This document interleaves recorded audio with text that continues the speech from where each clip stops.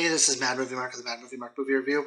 Thank you for joining me as I review the 1932 crime action gangster film Scarface. You come into this town and you think you're headed somewhere, don't you? And someday you're going to stumble and fall down in the gutter. Right where the horses have been standing. Right where you belong. Hey, come on now, that's not fair. I mean, we can't predict the future, but I really hope that you're wrong. If this is your first time joining me, I'm reviewing every movie in this book, The 1001 Movies You Must See Before You Die. Scarface was directed by Howard Hawks. He is a director whom which I am very familiar. This is the 8th Howard Hawks film that I've seen. The other 7 are El Dorado, Rio Bravo, Red River, The Big Sleep, Ball of Fire, Only Angels Have Wings, and Bringing Up Baby. And that is just an impressive catalog of movies from him. He is such an amazing director. Now, this movie, of course, was remade in 1983 by De Palma. It stars Al Pacino and Michelle Pfeiffer in one of Al Pacino's most iconic roles of all time. This version of it stars Paul Mooney as Tony. Now, I reviewed another movie of his called I Am a Fugitive on a Chain Gang, in which I thought he was absolutely amazing in, and I think he's even better in this film. It also stars George Raft as Ronaldo and Dvorak as Seska, Boris Karloff as Tom, Karen Morley as Poppy, Vince Barnett as Angelo, and Osgood Perkins as Lovo. Now, alongside Little Caesar and Public Enemy, both movies which I've also reviewed, Scarface helped establish the classic gangster movie formula. It features the rise and fall of a ruthless criminal, and it is violent, and it is incredibly violent and incredibly fast-paced. It was also highly controversial for its violence. It's loosely based on the life of Al Capone, and it captured the public fascination with Prohibition era gangsters. It's also one of the first films to feature a Thompson submachine gun, or as it's known today, a Tommy gun, or as Tony called it in the movie, his little typewriter is what he called it. Now, I've seen a lot of gangster films up to this point, and this is the only one I can remember that's at least an early gangster film. I'll say like 1920s, 30s. We'll even say it into the 40s and 50s, which is actually funny. There's one character in this movie that is absolutely hilarious. He is Vincent Barnett, who plays Angelo. He's kind of a slow-witted person, who is the secretary of Tony, and he's a secretary who doesn't know how to read or write. And when he answers the phone, he's constantly asked over and over again to get the name and like the business of the people who are calling, and he never remembers to do that. He just does a bunch of small talk, or he like gets frustrated with the person and starts telling them he's going to come over there and beat him up and stuff. It's absolutely hilarious because I used to be a receptionist myself. I was a receptionist at an animal hospital, so like I know what's going on, and it is some of the funniest scenes I've ever seen in a movie. There's actually a scene later in the movie where they're trying to kill Tony, and they call up this like diner that he's at because they want him to answer the phone, and they want to like kind of shoot up where the phone is. But he sends Angelo in there to do it instead, and Angelo's trying to get this guy's name and trying to get his information as these cars are driving by and just riddling him with bullets. And the bullets don't hit him. They just riddle all around with bullets. And as the bullets are flying, he's still trying to get their name and information and what they want. It is absolutely hilarious. Now, in this movie also, I've seen a lot of gangster movies, like I said, and a lot of them, the main character has this relationship with their mother that's usually tender and endearing, and the mother is kind of the character that is the tragic. Something tragic happens to either the gangster or the mother that leads them down this path of even greater destruction and even greater ruin. But this movie is different in that it's not his mother.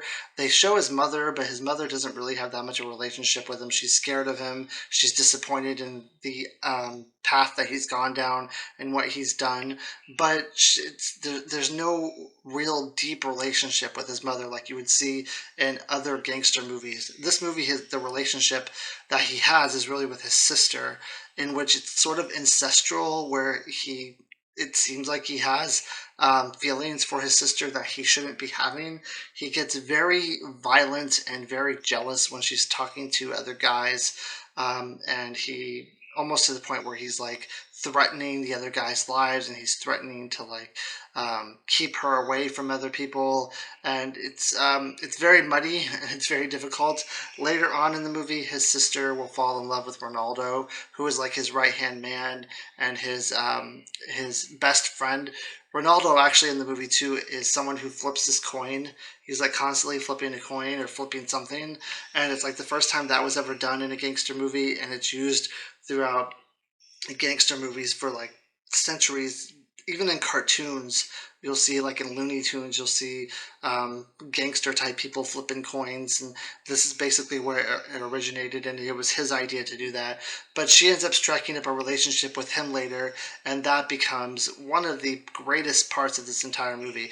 Now, this movie is known for its action. It's known for its brutalness. It's known for Paul Mooney's acting and how fantastic he is. My favorite parts of this entire movie, I think, besides there's a car chase that's very well done. My favorite parts of this entire movie are at the end when Tony's downfall comes because of his when he's thinking about business and when he's trying to delete the competition and kill the competition and take over the cities and take over territory and use his gun to basically take everyone out. He's in control. He does an incredible job. He knows what he's doing. It's not because he's smart, but because he's ruthless, and he knows how to be ruthless. And he knows how to control people, and he knows how to make people do what he wants. He's in control, and he can he can decide the situation and do what he wants to do.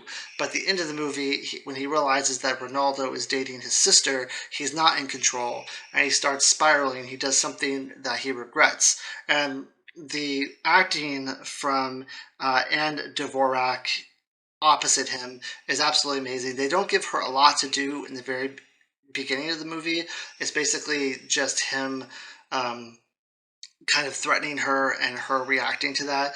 But at the end of the movie, when she's reacting to what the decisions that he makes that are very poor decisions and ends up unraveling and leading to his downfall, she is such a great actress. She does such an amazing job here.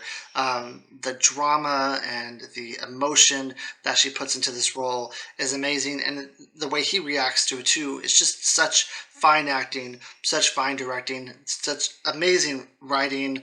And then at the end of the movie, of course, you have like the fallen hero, not fallen hero, but the fallen villain who's kind of like, I'm gonna ruin the ending.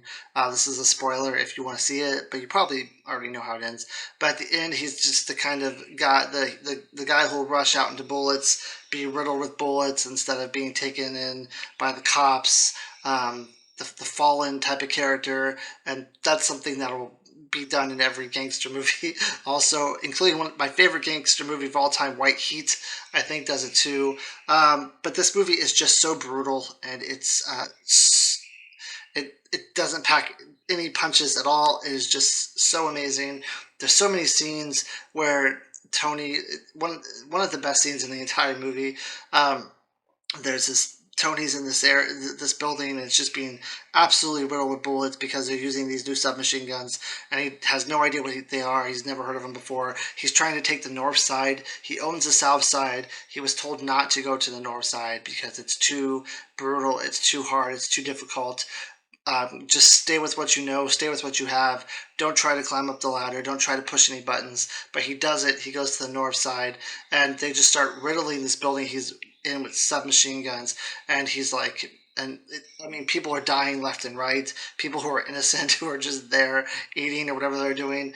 And he's just so amazed and so mesmerized by this gun. And he said, if I could have a fleet of these, if I could even have one of these, I could take the whole north side. And the whole time he's just thinking about how excited he is and how giddy he is about this gun and the possibilities of how many people he could kill and how much money he could make and the fame that he could have and rising to the top and all this stuff. And it really shows how much greed and just being able to reach the top, having the means of doing it and doing it.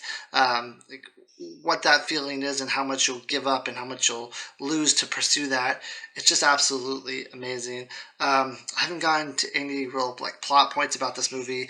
Basically, Tony is in the beginning of the movie. He kills the mob boss, the main gangster, the one who kind of owns the south side of town. So the south side is basically up for grabs. You see the newspaper people talk about this, how there's going to be gang wars and everyone's going to be fighting for the south side. Now, originally, Lovo is the one who is the leader, but he's not a very strong leader. He is not someone who is ambitious like Tony is. He just wants to keep the South Side. He wants to keep the business running how it is. He wants everything to be like just steady. Don't step on any toes. They're doing great the way they are, and he has really no ambitions of climbing any ladders. He takes Tony as his second in command because he knows that Tony is the one who killed the original leader, the gang leader. So he thinks that he would be a good asset. So he takes him second in command. He has a girlfriend named Poppy. Poppy was not a very strong character for me in this movie, and I was not a huge fan of hers at all. I didn't think that she was a very good actress. I didn't think she had a lot to do. I didn't She's kind of someone who is dating Lovell, but she's not too excited about him. And then once Tony starts rising up in the ranks and becoming somebody, she ends up falling in love with him, and she ends up trying to. Basically, he pursues her, and she does not. Say that that's a bad thing. She basically lets him pursue her. But I wasn't a huge fan of her character. Ronaldo is his second in command, and he kind of rises up the ranks with him. So one day Tony decides he's just going to take the north side, even though Lovell tells him not to do it. And he goes in and he kills a couple of the people who are running the north side. There's still the main leader of the north side, who is Tom, played by Boris Karloff.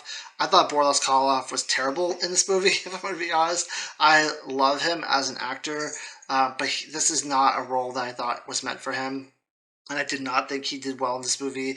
And when he was on screen, especially in the beginning, he had a weird accent. I felt like in the beginning that changed throughout the movie.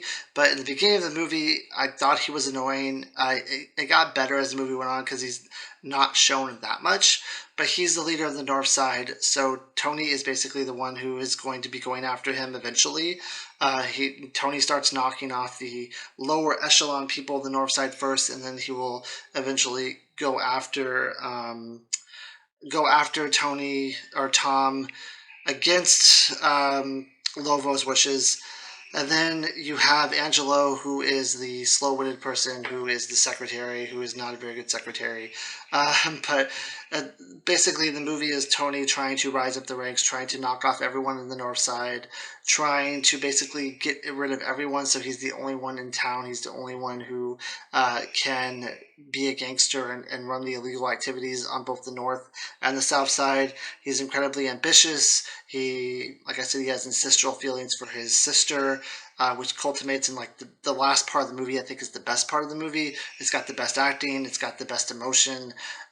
You really see the vulnerability in Tony. You finally see that the armor can be pierced, yeah, and I think that it just does an incredible job.